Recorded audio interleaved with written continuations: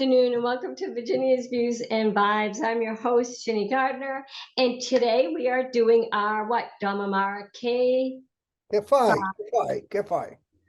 Kifai segment with my co-host, Dr. Dom Amara, who is also my guest today. So welcome with another hat of Dr. Dom Amara. And wait 1 minute, I have a special thing.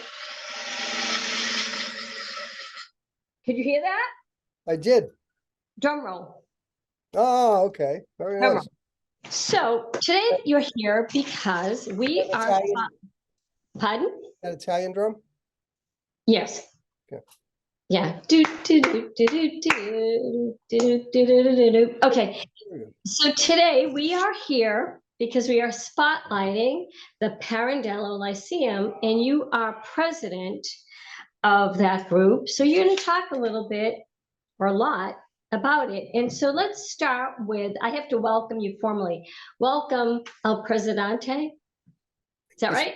It's Presidente. Okay, welcome, El Presidente. Il Presidente. El Presidente. Okay, welcome. Come stai? Che Come fai? stai? Come stai? Come stai? Oh, molto bene. E tu? Grazie, io sono molto bene. Molto bene? Yeah, abbastanza bene, sì? What? Abbastanza bene? Abbastanza bene. A little crude, yes. Okay, abbastanza. Yes. Abbastanza. Okay, so let's start by talking about the Pirandello Lyceum, and you're the president of the Pirandello Lyceum. So let's start with a little history on it. Well, this started off about 38 years ago, and it was an offshoot of another organization, and the group wanted to get together. Primarily, they were professionals who were interested in starting a group was almost exclusively Sicilian. Really? Yeah. So basically, because most of the Italians who came from Italy around the turn of the century, they were primarily from southern Italy, well, Italian South, and primarily from that group, they were almost all Sicilians. Wow. That being said, that the Sicilians are a very independent group. So Sicily may seem like a singular island, but each town or each area is almost another universe. They were very independent, so they wanted to pretty much stay together. So they started a group which almost primarily Sicilian, and they wanted to be a cultural group. And they picked an individual as its namesake, Luigi Pirandello. Luigi Pirandello is an author, a philosopher, playwright, dramatist, and he was he won the Nobel Prize for Literature, actually. Wow. And he was he was a very, very distinct thinker. Some would call him bizarre, but he was exceptional. He was an exceptional author, exceptional thinker. Anybody would like to research him. It'd be good. Is a good exercise. But anyway, the group rallied around this particular person because he was a person that was well known, renowned throughout the world, primarily because he was a great author and because he had won the Nobel Prize. So the group started as a Sicilian group, and then it said that, well, we kind of want to all be Italian, so it evolved into an all Italian group. And then it kind of said, well, we really shouldn't be just Italian. Anyone who was interested and enjoyed and wanted to learn about Italian isms, the art, music, literature, food, philosophy. So it was very, as it is now, very, very non-discriminatory. Anybody can be a member. And a member is very easy. It's we don't have any building. basically we're kind of an amorphous group. We exist because we have an idea. And the idea is that we want to maintain the Italian and Italian American story and pass it on to both our offspring and to those that want to know about it. There are plenty of Americans out there and others who want to know about the Italian story and the Italian American story. They're really distinct stories, and they blend after a while. But it's a small group. We number about 150. Most of the people are academics or professionals, and professional is a broad term. It can be anyone from you could be a professional plumber. So it's individuals, and it could be a professional housekeeper.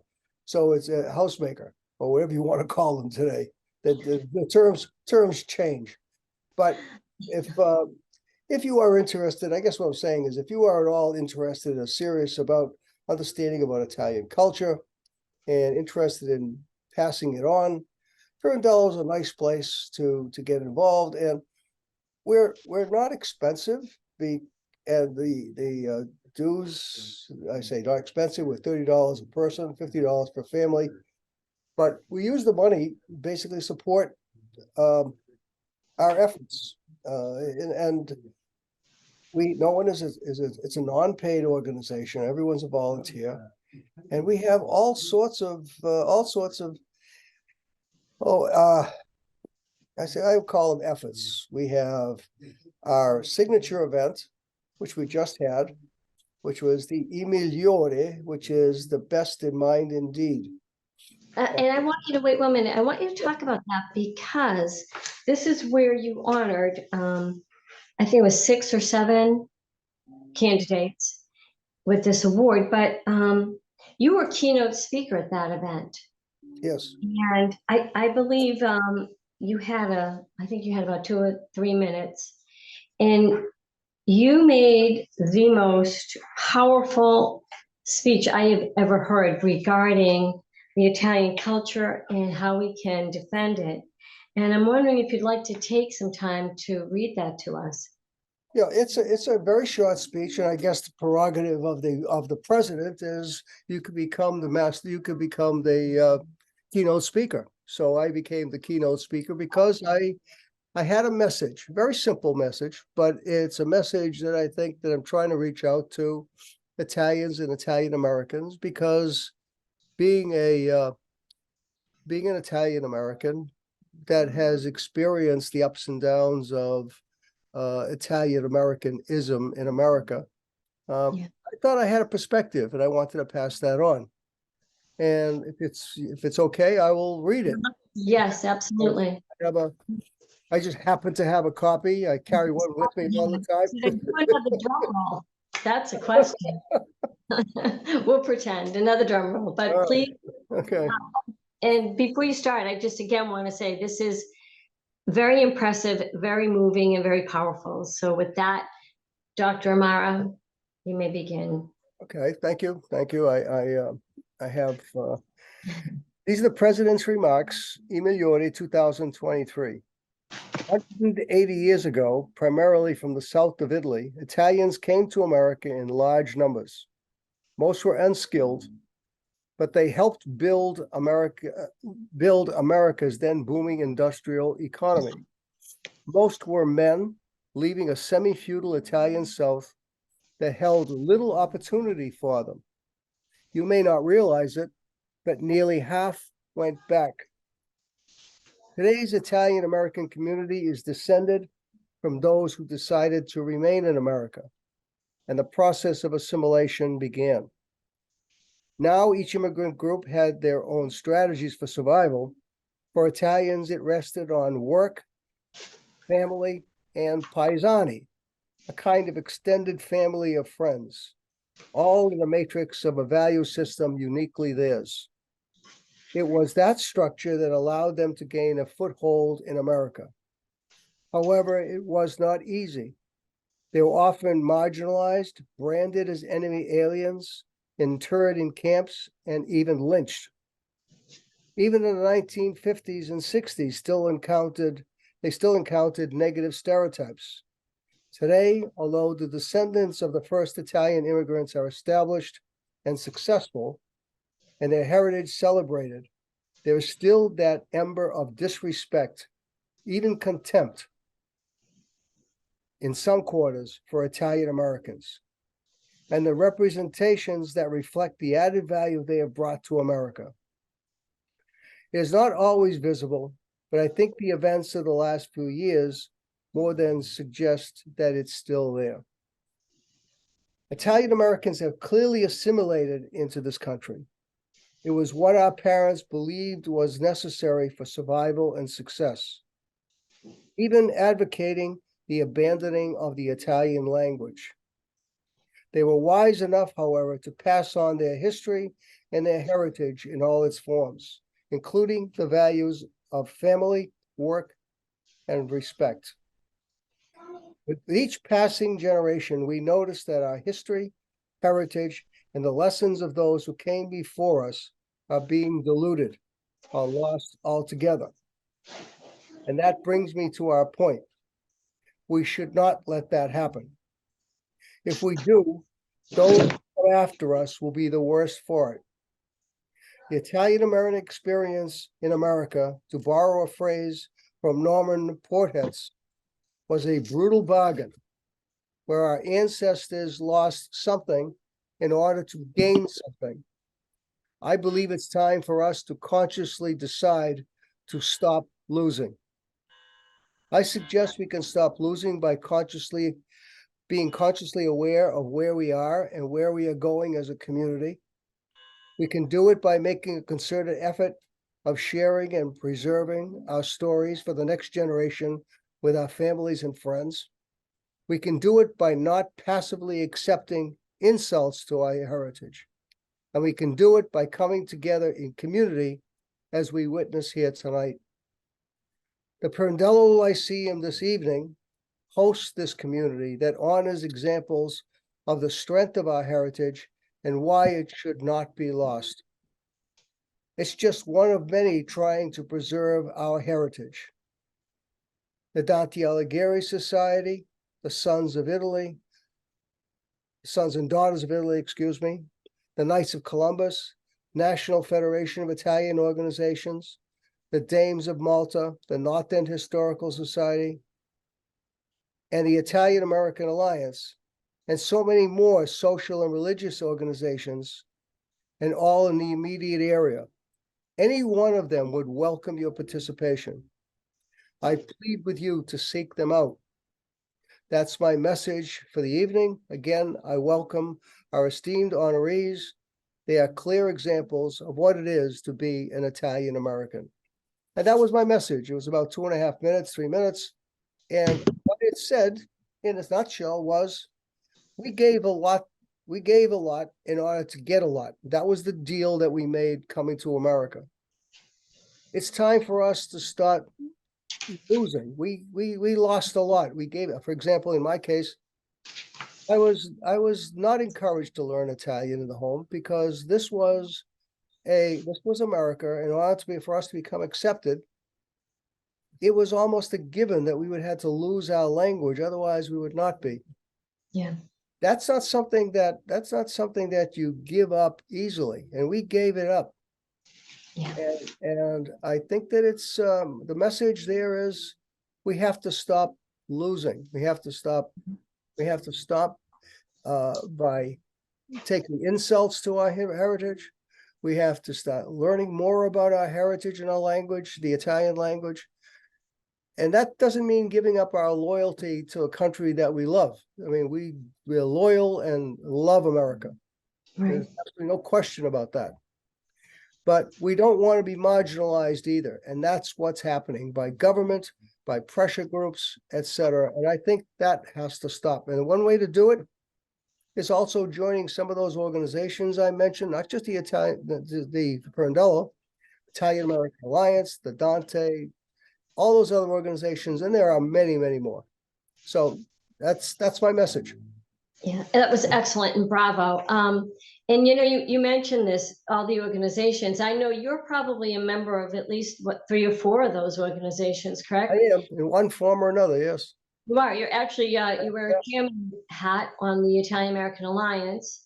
And I'm actually on the Italian American Alliance as well, national chapter president, and I'm a member of the Pirandello Lyceum. And I think I'm a member of the North End Historical Society. So, and you can be as involved or as much or as little as you want. But the important thing is getting these newsletters, joining these groups, taking part in some of, we do a lot of fun events, both with the Pirandello Lyceum and with the Italian American Alliance. And I know the North End Historical does quite a bit too.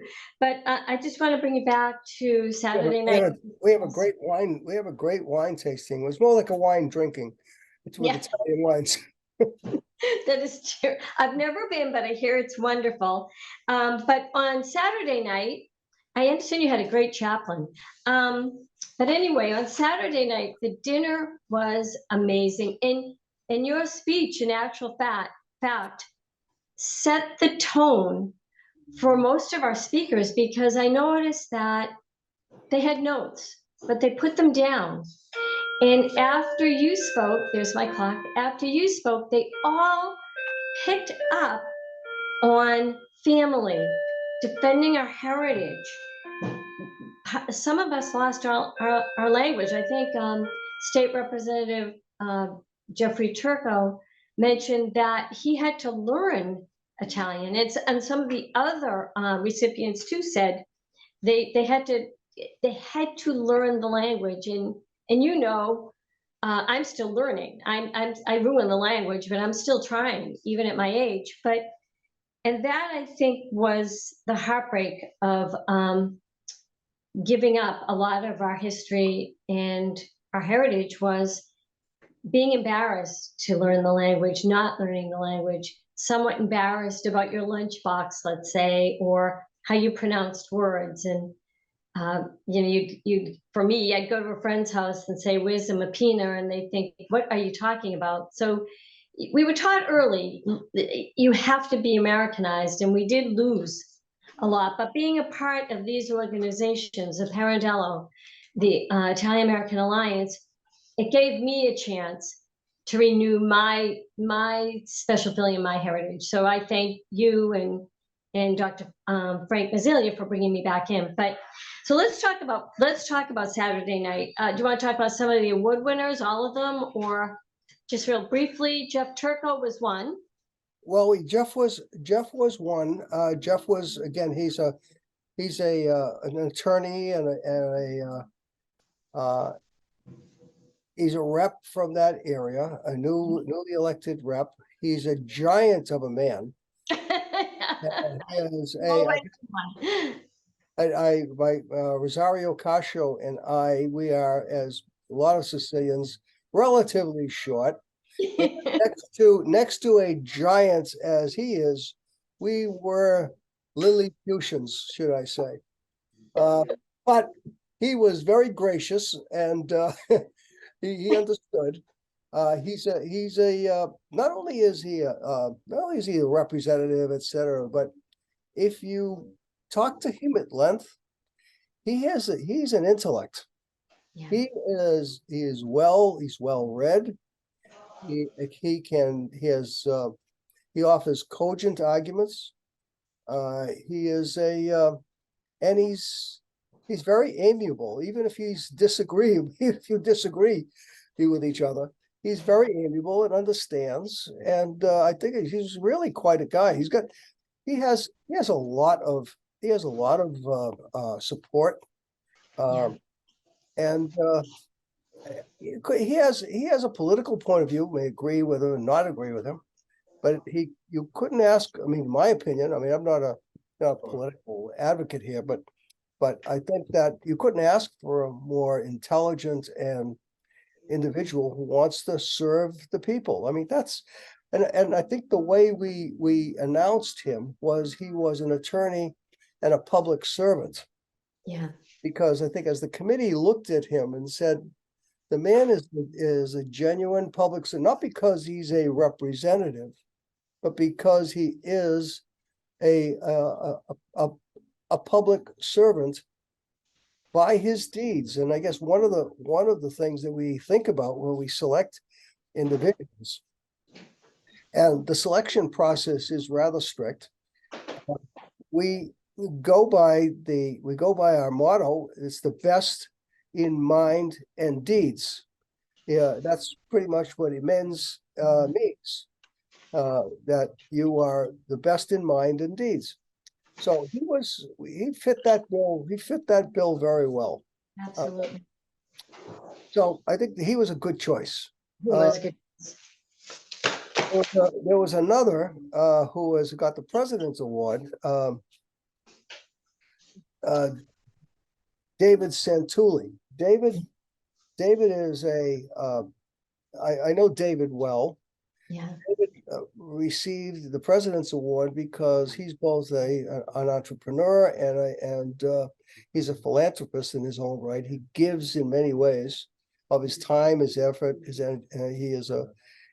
was an entrepreneur who, by the way, speaks Japanese in addition to his other languages.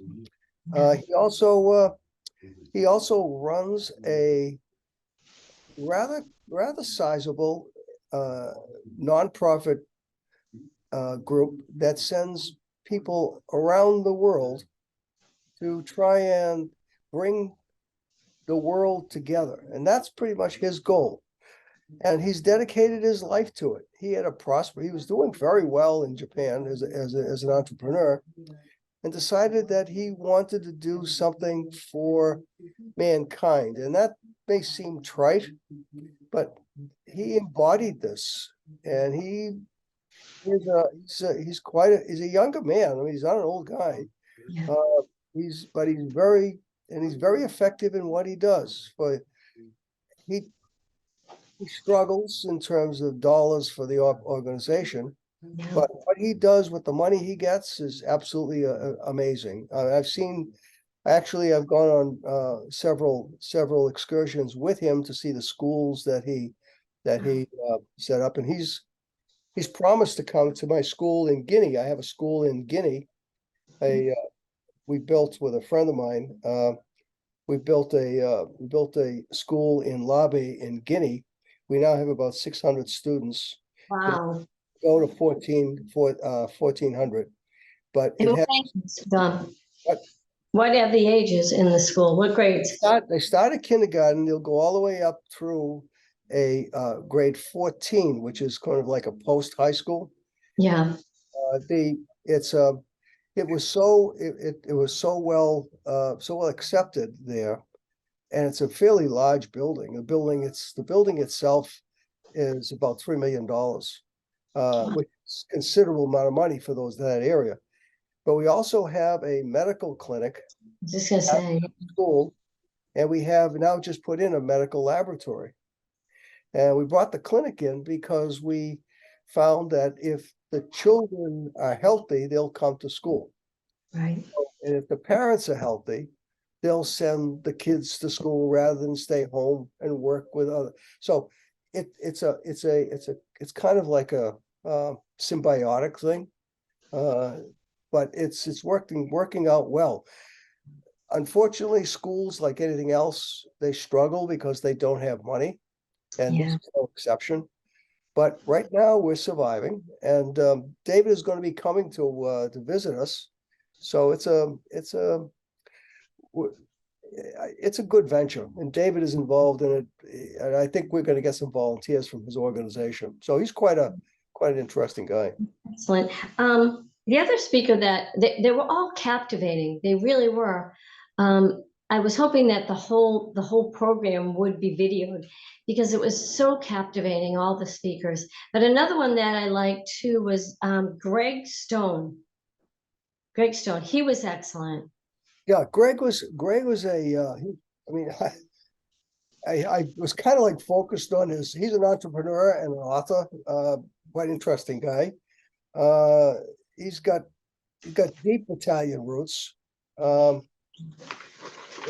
he has his company is Stone Communications, very successful man, and he says one of his daughters was there, Yeah. and she's a doll. She's a really, really beautiful woman. Just came Medical out of student. medical school. Yes, medical school, Right. and she wants to be work with. Uh, I think she said that she wanted to work with Alzheimer's patients or with individuals with some kind of mental disability. I wasn't sure, but Yeah. she was a love. She was quite well Yeah. spoken, intelligent, and it kind of like the you know the she didn't fall very far from the tree. Yeah.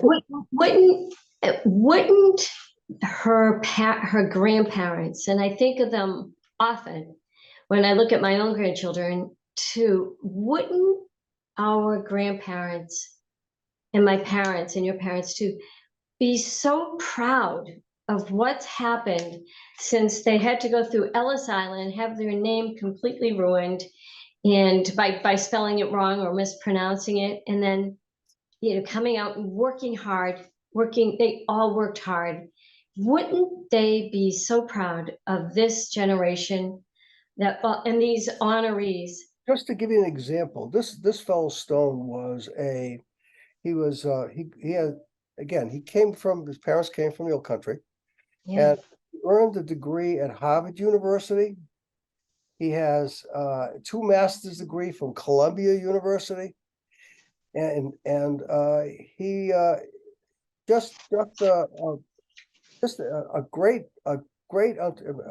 intellect. I mean, the guy was really bright, but more than that, he kind of epitomizes the Italian success from hard work, Yeah. obviously strong links to his family, both up and down. I mean, his new family, I mean, his daughters and his family, and his previous, and his mother and father. So, I mean, he's just an extraordinary example. Oh, probably so. I'm going to say extraordinary. He's a great example for Italian Americans and how they struggled and finally made it in this country. Family, hard work. You know, And we can't go through all of the honorees, but we can, you can find them on Facebook, on the Pirandello Lyceum Facebook page, and they'll all be listed there. And some of the people that helped out, there were a lot of people that helped out, whether doing the tables, the place settings, setting up the room. One big shout out to Ginger Betty from Quincy, who did a huge cookie, gingerbread cookie I that missed some of that. You have to save me a piece. My no, granddaughter wants one. you know what? Gingerbread's cookies, and she has a shop in Quincy on Somerset. I think it's Somerset, if I'm saying that right, Street. And you know Is what? that an ad? Is that an ad? It's a good ad. Was that an ad? It's good, but what I was going to say is I made a mistake. I should have started to cut Luigi Pirandello, but I didn't want to. I didn't want to break his legs, so I didn't want to start cutting into the cookie. And because of that, I was forced to eat that entire cookie. There's just, I think his belly is the only thing left now. I was forced to do that, and I took one for the team. I took one for the team. I have eaten, and I ran 3.5 miles this morning. So I'm making sure I run it off. But that was, next time I will make it a point, Dr. Amara, to make sure you try a cookie, because you didn't get it. Before we whatever, I do want to suggest that we only covered a couple of the Yeah, nominees, but there was some excellent candidates. We had this Dr. Gilda Battaglia Baldassari. yeah, She was, I mean, one of the brightest I've ever, just an incredibly bright woman. yeah, We had this Saverio Monago, he's got a doctorate over at Salem State University. I mean, the guy is he's built like a tank. I mean, he's a yes. bodybuilder, but a bright guy. Go quickly go through the names. I know there was another gal, young, Daniela Messina. and then sitting to her, I think it was was a colonel, is that correct? Who was sitting? That was the vice president. He was that Dean Saluti. He was the vice president. Okay, Dr. Dean Saluti. Yeah. Dr. Saluti. Who else was at that end? Was there? Well, we had Rocco Skinner. He was born in Osorno, Italy, and Okay. he's a big businessman. And his family came to the States in 1958. So I mean, he was relatively. I mean, Wow. because he's a mechanical engineer. I mean, the guy's really sharp. Bachelor of Science Mechanical Engineering in Northeastern Yeah. College. I mean, just an incredible resume. Was there a military man there? Someone that was in the military? Who was that? No? That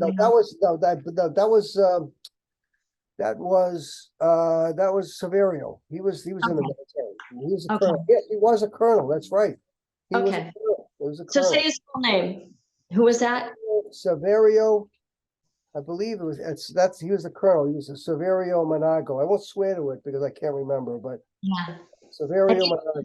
Everyone, I just don't want to leave anyone out. And again, this will be on the Pirandello Lyceum Facebook page. And if you're a member, you will get the newsletter. And what is your newsletter, Don? It's notizie. Okay. Notes, basically. It's very simple notes. I sit down when I have nothing else to do, like I have nothing else to do.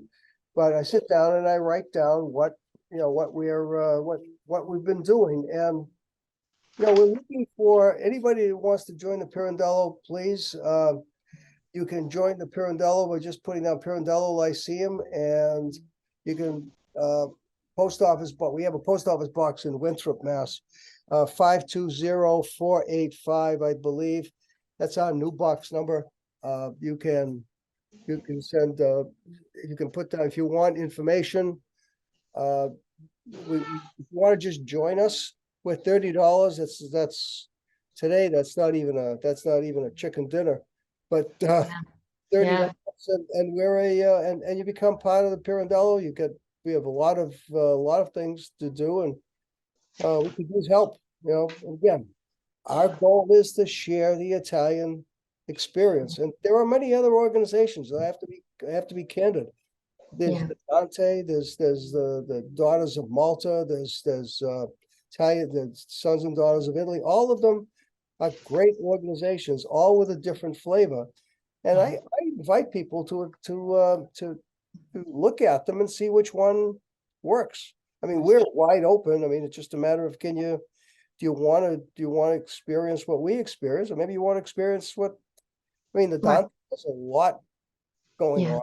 I'm not plugging the Dante. I'm just being honest that they have a lot of events. They teach Italian, etc. But we also have associated with an Italian school. So I say I'm plugging for the Italian experience. Right. To anyone, Italian or not. And there are many organizations, the Italian American Alliance being one of them, the Pirandello being another. But there are so many others that you just wouldn't take much time to look them up. Dom, can I keep you for another 5 minutes? Yes, absolutely, sure. Okay, because I want to talk about some of the things that Pirandello is doing, and you're doing a wine tasting that you talked about, and we just finished something that Maria Capogreco started pre-pandemic, which is book club, book evening, book event, and we did that in Waltham with Sandra Selly and Yolanda Salucci, and that was it was fun, it was very successful, and we had about 70 people come out to that, and we're going to keep that up and have Italian American authors. And you're doing the wine tasting. Want to talk about that a little bit? Yeah, we have it. Usually we have it in East Boston. We have I won't mention where, but it's a famous place, and as I said, it's more of a wine drinking than a wine tasting. It's a great bargain. We have Tino Valdosolo Dr. Tino Solo, by the way, owns his own winery in Italy. Very, really bright man. Wow. And he's usually the one that speaks about the wines, and he if he agrees to do it this year, if not, we'll have to get somebody else. But it's a nice event. We have some food, we have some great conversations, we have some great wine, and it's a good time. Good time. Good. And then the last thing we have to talk about is, we should do a drum roll for this, but the petition to have the U.S. Postmaster General issue a commemorative stamp in honor of Lieutenant Father Vincent Capodanno, and what a great hero he is. And I'm going to leave that to you. Talk a little bit about him. We'll close with that. Yeah, Vincent Capodanno, Father Capodanno, it was obviously an Italo-American with some real, grassroots, New York native. He was a Medal of Honor winner, posthumously awarded Medal of Honor winner. He was in Vietnam, served in Vietnam.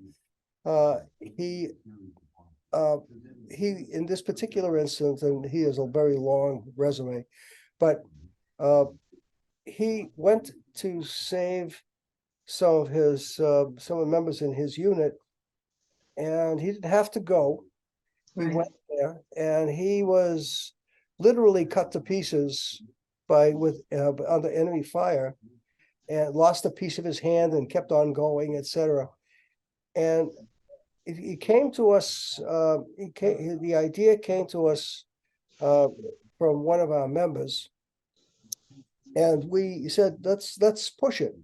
So the Italian American Alliance and the Pirandello and a lot of the other Italian organizations are going to submit his name with signatures in support of it to the Postmaster General, so that we can have a commemorative stamp made to honor him.